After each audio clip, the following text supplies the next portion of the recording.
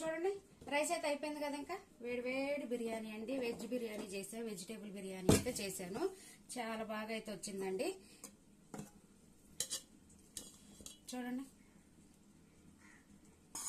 బాగుంది, కలర్ఫుల్ గా ఉంది, ఎమ్మీగా కలర్ఫుల్ గా అయితే ఉంది.